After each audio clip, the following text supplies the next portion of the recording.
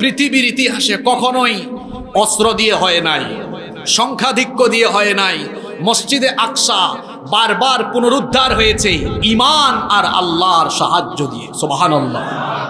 এবার একটা ঘটনা শোনাই আপনাদেরকে, তাহলে বুঝবেন যে ঈমান আর আল্লাহর সাহায্য দিয়ে কিভাবে এই অঞ্চল এবং এই অঞ্চলে থাকা আমাদের প্রাণের মসজিদ মসজিদুল সবাই বলেন মসজিদুল, এটা এর আগেও পুনরুদ্ধার করেছে ঈমানদাররা, শক্তি দিয়ে নয়, দুইটা জিনিস দিয়ে। কি দিয়ে? কয়টা? এক নাম্বার বলেন ঈমান, এক নাম্বার, দুই নাম্বার আল্লাহর সাহায্য, দুই নাম্বার এটা মুখস্থ করতে হবে। এক নাম্বার, এক নাম্বার, দুই নাম্বার। আসেন আমি সূরা নাম্বার আয়াত নাম্বার বলি, বাড়িতে গিয়ে একবার কষ্ট করে কোরআন খুলে ব্যাখ্যা না পড়লেও বাংলা অনুবাদ পড়বেন।